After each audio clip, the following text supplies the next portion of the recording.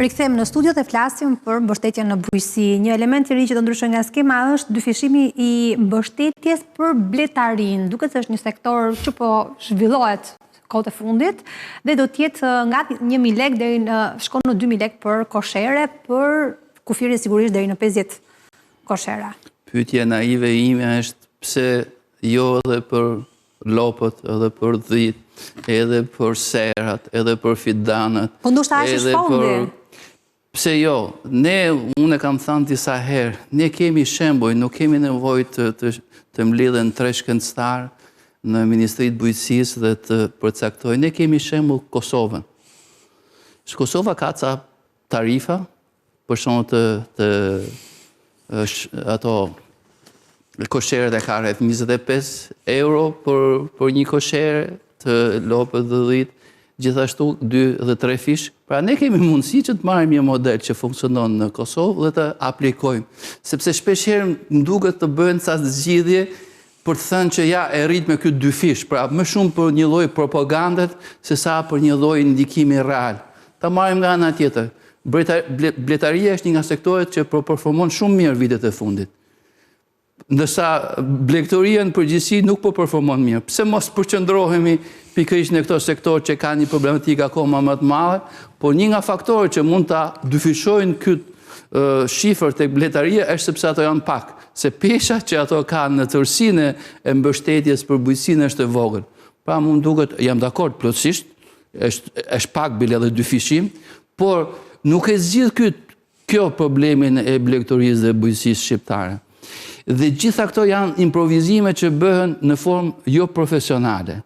Pra, në krye të herës unë ju thash që për të ngritur një skemë mbështetje, për të studiuar efikasitetin e saj, për dhënë ndikim real, sepse nga herë ne duket sikur se s'është vetëm nga herë ne tregohemi shumë etatist, nuk është vetëm mbështetja për bujqësinë.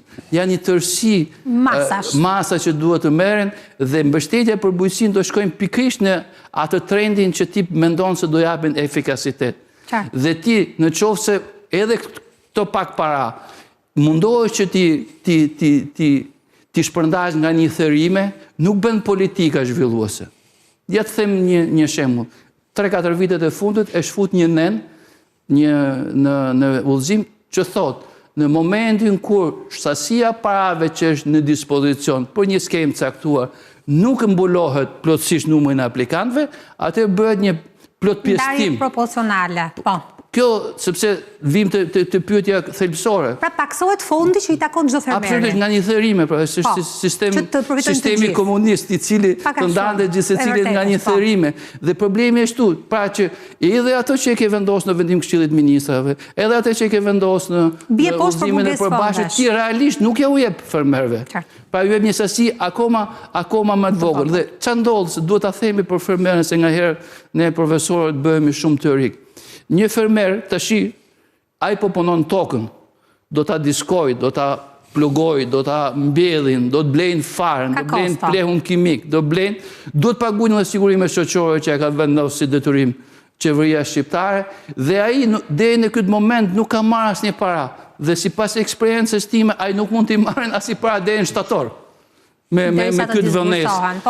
Dhe çfarë po ndodh në fundit, apo e ndihmojmë paraprakisht në fermerin që ta nxisim ato të punojnë tokën, që të blejnë farë cilësore, se ne themi teori, po që të ketë ca para në mënyrë të tillë që ai të prosperojnë. Përkundazi ne po i ngrejmë ca pengesat të cilat në një farë mënyrë e pengojnë atë që të futet në treg, që të blejnë falë cilësore e kështu me radhë. Po ja, ky është një element tjetër për shembull i skemës që mund të ndryshojë, që të jenë pagesa paraprake për të thënë mundësi që të përmbajë këto kosto. Për shembull BEA e ka skema të tilla që 30% e saj mund të jepet në momentin paraprakisht, në mënyrë të tillë që të bëhet efektive. Qartë. Ja të pyesim edhe profesor Panaritin, ju keni qenë ministër i bujqësisë për disa vite dhe kur vjen në fund i vitit diskutohet buxheti për bujqësinë. Në këtë rast, sa janë hapësirat e buxhetit për të rritur mbështetjen? Se duket sikur fondet për bujqësinë jepen gjithmonë me pikatore, ta quaj? Jo vetëm jepen pikatore, po ndodh një fenomen i cili është përsëritur vit mbas viti. Ju dini që bujqësia lidh kontratat. Pra praktikisht ai fond pavarësisht se nuk disbursohet, është pjesë e një kontrate të ngrirë. çfarë ndodh në fund të vitit bëhet një analizë rishikimi i buxhetit dhe thotë janë disbursuar fondet, ti nuk i ke disbursuar sepse kontrata është akoma në evolim e sipër, po ato janë para të përkushtuara. Po. Atëherë kryeministri thotë, shiko, kemi ca gropa të tjera të buxhetit, ja heqim këto dhe pastaj takohemi edhe një herë nga janari i shkurti. Ato para të riqen, pra praktikisht nga buxheti faktik në letër i bujqësisë, të themi 40% bien sepse nuk materializohen. Pra praktikisht bëhet një goditje e dy fisht. Hiqen ato para dhe dyta humbet dhe besimi tek fermeri, se ndërkohë që ti e ke premtuar ato para, ke kontratat firmosura, ti i thua që shiko, ti e ke fituar, po ne nuk kemi më para. Ku ata para ishin, po shkuan në një drejtim tjetër. Siç ka ndodhur. Dhe ky është një fenomen që ka ndodhur me vite të tëra, ku me forcën e imponimit, thjesht për ta quar atë sasi parash në një drejtim që mendon që e ke më të ngutshëm, hapësirat janë për më shumë buxhet për bujqësinë apo jo? Hapësirat janë për më shumë buxhet për bujqësinë. Patjetër. Shiko, është çështje prioritetesh. A e dini që bujqësia merr nga prodhimi i përgjithshëm bruto 0,05%. Aktualisht, kurse nga buxheti i shtetit 2 deri në 3%. Më pak se 2%. Pra është mirane, si thua, financiu bujqësisë në raport me atë që ajo kontribon. Kështu që nuk ndodh në asnjë vend të Bashkimit Evropian, ku besoj se ju e dini që buxheti kryesor i Bashkimit Evropian shkon tek bujqësia, nuk shkon as tek arsimi, as tek shëndetësia, shkon tek bujqësia, Sidomos në Shqipëri që jemi vend prodhues. Është vetëm mënyrë për të mbajtur Bashkimin Evropian të populluar me biznese, që të mos kthehet vetëm në një, të themi, në një komunitet megapolis, por të jetë i njëtrajtësisht, uniformisht i banuar. Pra duke e mbështetur me grante, me para të dhuruara, jo me para të kredituara, siç besoj se do ta keni edhe pyetje këtë, që është gjetur mekanizmi i ri i financimit bujqësisë nëpërmjet kredisë me garanci sovrane, kur i vetmi mekanizëm që mban bujqësinë më këmbë, jo këtu ke ne, që bujqësia është në gjendje mbijetese, po dhe në Bashkimin Evropian, ku bëhet fjalë për bizneset të mirëfillet bujqësore, është granti që i mbajnë ata, nuk i mban mekanizmi i kredisë. Pra, kjo është. Dakor, do t'ju pyes edhe për këtë, po dua të zauroj një pyetje edhe një të fundit për skemën kombëtare të subvencioneve. 2025 u mbështetën rreth 65.000 fermer me një fond total për 52 milionë euro që vajti në fund me shtesa, kuptohet, dhe nga një llogari rezulton që një fermer mesatarisht përfiton 795 euro. Sa duhet të ishte mbështetja që të bëjë një ndryshim real për fermerët? Si vlerësoni këtë shifër, 795 euro, dhe sa duhet të ishte mbështetja për një fermer mesatare? Ne besoj se duhet ta kapim demin nga briret. Po. Vjet par vjet, pak a shumë jemi te 51, 52 të kjo shifër e mbështetjes për fermerit. Milion euro. Kjo ka qenë shifra tash 3 vjet që rrotullohet, domethënë. Është ajo që thot profesori që në fund i fusin një heqje të një pjesë të kësaj edhe për një arsye, sepse 30% e fondave kryesisht në ca skemat kryesore nuk jepen në fillim, po jepen në fund, pra jepen tetor, nëntor, dhjetor, në mënyrë të tillë që të garantohet, si thuaç, procesi i suksesshëm i realizimit të skemës. Kjo është një anë. Ana tjetër që është shumë e rëndësishme është që ti nuk mund t'japesh nga një thërrime. Pra 795 euro e konsideroni thërrime. Nuk mund t'japesh nga një thërrime dhe pyetja ime kryesore është pse ne japim ose pse qeveria jep 52 milion euro dhe Kosova jep 100 milion euro. Pse qeveria shqiptare jep 50 milion euro? Maqedonia jep nga 120, 140 deri në 150 milion euro. Pse qeveria shqiptare jep 50 milion euro, qeveria e Serbisë jep 200, 300 milion euro, 400 milion euro ka raste që shkon. Pa marrë parasysh që ato kanë skemat e IPARD-it në funksion 100, 200, 300 edhe janë në funksion të plot dhe janë një frymëmarrje ose një burim i vazhdueshëm. Pra, unë mendoj që ne jemi në një lloj amatorizmit, qoftë hartimit të skemave, qoftë shpërndarjes. Pra, pyetja ime thelbësore është kjo. Këto skema që do bëhen në 2000, do realizohen në e 6 nga ca koka atje që nuk e di kush janë ato në Ministritë Bujqësisë, a janë në përputhje me skemat e mbështetjes së Bashkimit Evropian? Ministria thotë që janë. Në raportin e progresit thonë që skemat mbështetëse shqiptare nuk janë të kushtëzuara siç e kërkon skemat e mbështetjes Bashkimit Evropian. Po, nuk pasat saj versoni ju një mbështetje, po, ta baroni, se ka shumë rëndësi, se thuhet do bëjmë sa skema, po s'di se që do bësh me të. Tjetra, këto skema që do mbështeten, janë në përputhje me plane strategjike të qoftë të qeverisë shqiptare, me ndryshime klimatike, me mbështetjen për, si thuash, produktet Made in Albania me origjinë shqiptare, ka diçka për standardizimin e produkteve shqiptare për shkuar në be. Pra, ti thua do të bëjt sa skema, se më tha një tre fermer në, po të flasëm në lushnje. Pra, nuk është ka që thjesht, dhe për mua është guxim i madh për ato grupi vogël njerëzve që pretendojnë të bëjnë sa skema a priori pa studim, pa përputhje me aki komunitar, pa përputhje me strategjit që janë miratuar nga vetë Parlamenti Shqiptar, dhe në fund thot nuk me ecën. Po detyrimi që këto nuk të ecën qoftë se nuk ka një bazë profesionale me cilën ngrihen këto skema. Dakord, profesor Panariti, nuk ma da një përgjigje, profesor Gjoga, sa duhet tjetë një mbështetje që një fermer, le të themi, të mbuloj ato kostot, gjërat, problematikat, një mbështetje mesatare, po e themi, nga 785 që është sot. Unë tentova që të bëj një vlerësi, një përllogaritje, edhe duke u konsultuar edhe me këto platformat që i kemi gjithë në dispozicion të inteligjencës artificiale, të cilët bëjnë një analizë reale në kohë të nevojës fermës shqiptare, të madhësisë saj, dhe me këtë bazë për llogaritjen se kush do të jetë minimumi që ajo të jetë sustainable, pra të jetë vetë mjaftueshme në kuptimin e plotësimit të nevojave dhe për të dalë në treg. Minimumi është 2000. 2000. Po. 2000 pa llogaritur, minimumi është 2000 pa llogaritur që skemat të tilla siç janë vaditja, kullimi kërkojnë subvencion, nuk duhet llogaritur në këtë kuadër apo mbrojtja nga dëmtuesit e tjerë. Pra, mendoni se sa larg jemi. Minimumi është 2000, po sigurisht duhet të jetë shumë më larg. Pra, kjo tregon në një farë mënyrë që ai nivel i mesatarizuar i mbështetjes është qesharak. Është shumë i ulët. E përmendëm fakt që edhe Kosova dhe Maqedonia e kanë shumë më të lartë buxhetin, pra praktikisht shkojmë në këtë vlerë. Ka edhe një qasje, nëse do të ndërhyj. Edhe një qasje. Pra, kur ngrej një skemë, ti nuk do ta ngresh skemën vetëm me një drejtim. Për shembull, skema për mbështetjen e lopëve. Pra, ti thua që do të japim 10.000 lekë të reja, 100.000 lekë të vjetra për çdo lopë kur ke mbi 10 lopë, pa hyrë të kufiri, që është absurd. Por në vetvete nuk është vetëm lopa, duhet mbështetet edhe qumshi siç e ka Kosova.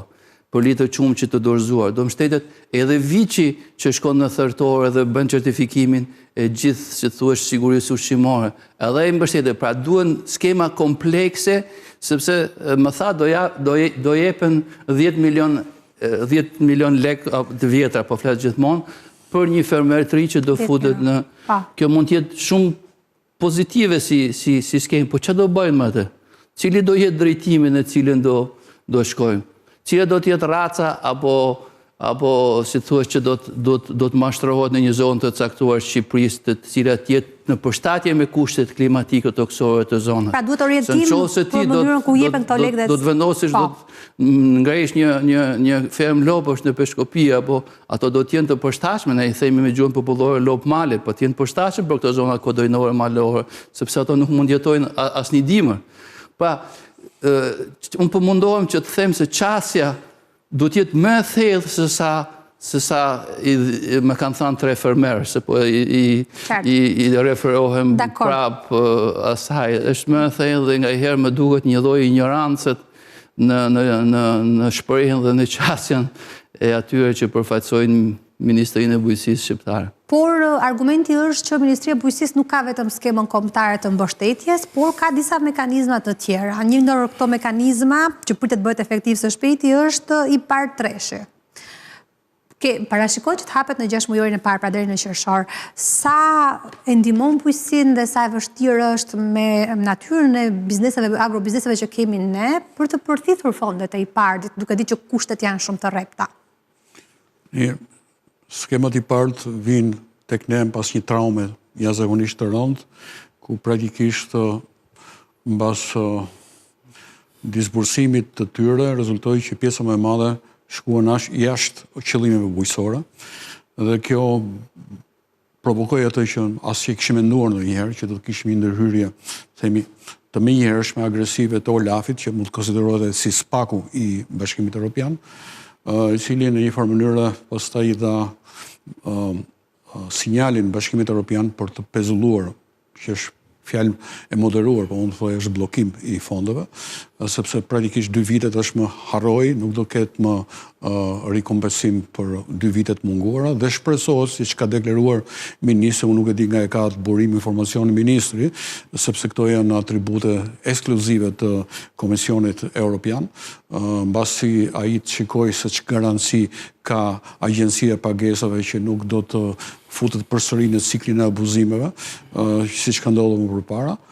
Por ajo që është kryesore është që bujqësia shqiptare u privua 2 vite nga një burim shumë i rëndësishëm, do thoya oksigjen i mirëfill për bujqësinë shqiptare që ishin fondet e Bashkimit Evropian dhe që nuk mund të kapen kurrë nga buxheti i shtetit, i cili ka qenë dhe vazhdon të jetë i pamjaftueshëm.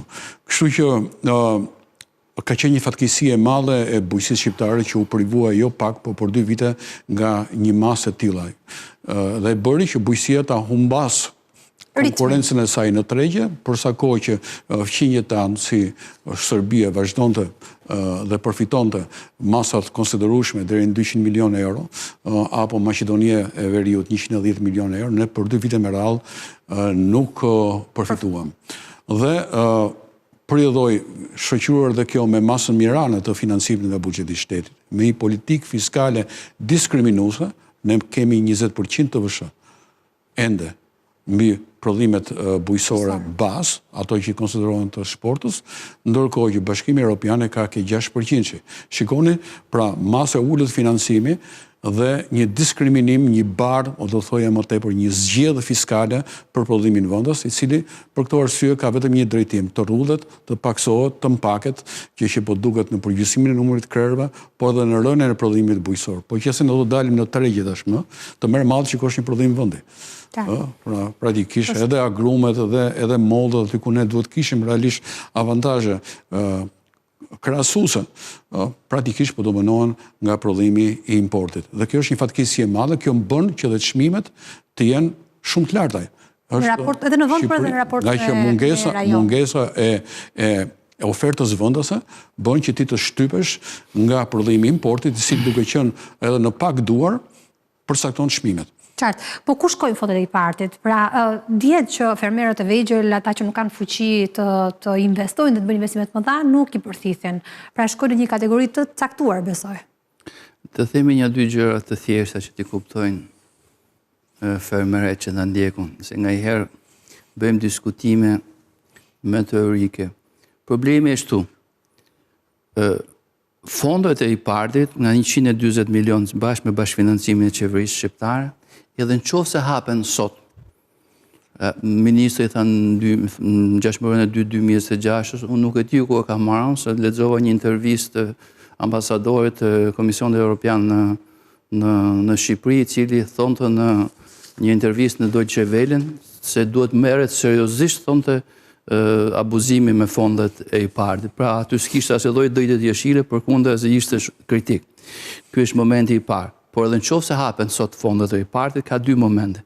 Momenti i parë është që nga momenti që jepet drejta jeshile, deri në momentin që ato bëhen efektive, do të kalojë një kohë, dhe me besoni kur të kam nga eksperienca ime, sepse duhet bëhet edhe një, si thush, riakreditim e Agjencisë Pagesave, sepse ajo ka humbur besimin, besueshmërinë, dhe unë kam pa propozuar që një formë shumë e shkurtër dhe shumë efikase do ishte sikur bëhet një binjakzim me një nga agjencitë akredituara të rajonit, Kroacisë, Slovenisë, në mënyrë të tillë që ajo e ka akreditimin dhe bëj një bashkëfinancim, një bashkëmenaxhim të fondeve të IPART-it. Ne e kemi bërë dikur, profesor e din mirë, në 2013 IPA Laikun, i cili ishte një bashkëmenaxhim i fondeve të para aderuese, së bashku me Gizin, këtë zënë Gjermane, dhe në këtë rasti heq kohën që duhet që të bëhet e besueshme agjensia, dhe nga ana tjetër bëhet më i besueshëm edhe si menaxhues, nëse është një agjenci e huaj, një bashkëmenaxhim, do ishte shumë i suksesshëm dhe i besueshëm edhe për pjesën e fermerëve shqiptar, nga që vijnë pas një periudhe skandaloze, mund të them, me administrimin deri tani. Momenti tjetër që desha ta theksoj është ky. Edhe nëse në 2026 bëhet aktive i parë treshi, i parë treshi mbyllet në 2027, dhe pastaj do hapet një i parë katërshi apo si mund t'ja bëjmë. Koha është shkurtër. Dhe në këtë moment ka një periudhë grace që mund të jetë 1 deri në 2 vjeçare sipas procedurave të Bashkimit Evropian, por në mënyrë absolute ti nuk mund ta përthithish gjithë fondin. Sipas idejës time, mund shkojmë të 30, maksimumi 40% të fondit të planifikuar nga fondet e i parti, nga 126 milionëshi. Pra, kjo keq menaxhim nuk është pa kosto, pa pasoja.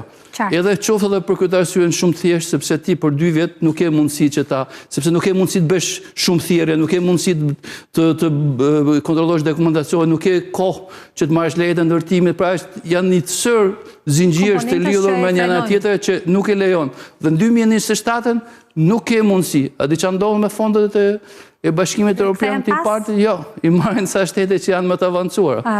Dhe sipas eksperiencës time është Turqia, që ka një agjenci pagesësh për 5.000 vetash të shpërndarë në gjithë Turqinë, dhe shumica e fondove që ngelin të pa aplikuar e merr Turqia, po i merr një vend tjetër i vendeve kandidate. Dhe një pyetje shumë shkurt do bëj për garancinë sovrane. 30 milion euro është thënë që është vënë në funksion të agrobizneseve për të bërë investime, për të marrë kredi, për të zhvilluar, për të digitalizuar e të tjera. Pse nuk është joshse, pse nuk po aplikojnë agrobizneset nga kjo lloj mundësie, përfshirë edhe kredinë e butë me 2% interes? Sepse nuk ka qenë joshës edhe më përpara. Kjo nuk është hera e parë që hidhet në treg. Në vitin 2015, unë kam qenë atë kohë ministër, ne nuk kemi pasur 30 milion, ne kemi pasur në dispozicion 100 milion fondet të garancisë, sepse ishte Banka Europiane për Ndërtim e Zhvillim që vuri në dispozicion 75 milion euro si fondet të garancisë sovrane dhe 25 milion qeveria shqiptare. E megjithatë, më kujtohet shumë mirë ai takim me bankierët, kryeministri, unë si ministër bujqësie dhe të tjerë, ku lançua kjo. Dhe unë po shikoja me vëmendje dhe si do të reagonin bankierët. Dhe që atje kuptova që aty nuk ecte për arsye sepse një pjesë e tyre po shikonin orën, mezi po prisin që të mbylleshe tek. Pra pan që s'kishte interes. Pra, pse nuk kishte interes? Nuk kishte interes për arsye sepse bujqësia shqiptare ndodhet në rreziqe jashtëzakonisht të larta që të mundet të vënë në funksion skema të tilla të kreditimit me garanci sovrane. Mendoni që ka një bank në Shqipëri, po vetëm Shqipëri, po dhe në rajon, që mund të financoj një bujqësi e cila të paktën 3 herë në vit kërcënohet seriozisht nga përmbytjet. Po, përmbytjet breshëri, shiu, janë të gjitha. Dëmtuesit. Po, dëmtuesit. Një bujqësi e cila përveç e cila nuk është e siguruar. Nuk kem një skema akoma. Nuk ka një agjenci nga ato të sigurimi që merr përsipër sigurimin e bizneseve bujqësore. Pra, kjo është vetëm një dëshirë e mirë, po të kanalizuar fonde për të rritur masën e investimit, por që nuk funksionon. Nuk funksionon edhe për faktin që fermeri nuk ka çfarë hipotekon. Një pjesë e titullit të pronësisë nuk janë ende të certifikuar si certifikata e pronësisë. Ai nuk e vendos dot si kolateral në bankë. Se vendos si kolateral dhe për një lloj nuk ka se çfarë ka vendos si kundër vlerë. Pra u zgjidhën këto probleme mëdhore që kanë bëjnë radhë parë me certifikatat e pronësisë, që kanë bëjnë me skemat e sigurimeve. Nuk mundet që të futesh në lojë mekanizmi e kreditimit agrar, i cili sot e kësaj dite mbetet masa të papërfillshme, pavarësisht nga garancitë që u dhanë me ato 30 milion që po trumbetohet dhe sot e kësaj dite që do të jetë ai që do të zbulsë riskun. Po unë do thoja jo vetëm që nuk arrin të zbusë riskun, por nuk merr përsipër edhe një pjesë të interesave bankare. Pra, kjo skem totalisht është e pasbatueshme dhe unë jam i sigurt që data që e propagandojnë thjesht për qëllime retorike politike, po në vetvete janë të bindur që kjo punë nuk ecën. Se është një déjà vu, siç thashë kemi parë. Është provuar më parë. Një fjali të fundit, një sugjerim, duke qenë se kemi këto skema që tham, do hapet skema e re mbështetjes në bujqësi, një sugjerim fundit keni? Patjetër. Kush ka mundësi ta dëgjojnë dhe vendimarrësit të dyfishojnë fondet për bujqësinë në mënyrë imediate, në mënyrë të tillë që ne të kemi mundësi të kemi një bujqësi të mbështetur. Pa hyrë pastaj në aspekte tjera, se në ndaluam vetëm të fondet e mbështetjes, pa hyrë pastaj që është një skemë e rimbursimit të VSH-s diskriminuese për prodhimin vendas, i cili është 0%. Në qoftë se një grumbullues blen produktin bujqësor brenda vendit, ai nuk rikompensohet për TVSH, në qoftë se blen në një shtet të rajonit, ai merr mbrapsht 20% të TVSH-s, pa hyrë në aspektin tekniko-profesional, pa hyrë në infrastrukturën që tham, por pa para është vetëm demagogji, është vetëm propagandë. Pra një dyfishimi menjëhershëm i mbështetjes për bujqësinë në tërësi dhe i pagesave direkte në veçanti do ishte fillimi i mbar. Profesor? Të njëjtin mesazh kam dhe unë për gjithë fermerët, për agropropunuesit dhe për politikë bërin, po politika me sa duket e ka mbyllur kapitullin me bujqësinë, nuk është më interesuar, pra do të kalojnë këto masa, të cilët janë thjesht për retorik. Pra, një dyfishim i buxhetit nuk e zhvillon bujqësinë, po të paktën ndalon degradimin. Pra ta kemi të qartë. Edhe sikur ta dyfishosh, ti bujqësinë ndalon hemorragjin, ndalon degradimin. Ndërkohë ajo që tha profesori është patjetër duhet hequr kjo barrë fiskale, kjo zgjedhje fiskale që është e panjohur në rajon në Bashkimin Evropian. TVSH-n e prodhimeve bazë bujqësore ti e ke më të lartën. Por ti kërkon të nxjerrësh dhjam nga pleshti ku ka mundësi të tjera ekonomia shqiptare për të rritur TVSH-n në produkte luksi e produkte të tjera, ti ngarkon bukën e përditshme, prodhimet bujqësore, me të cilët pastaj reflektohen edhe në çmimet në treg. Se do ta nxjerrë ai në kosto, do ta reflektojë në çmim.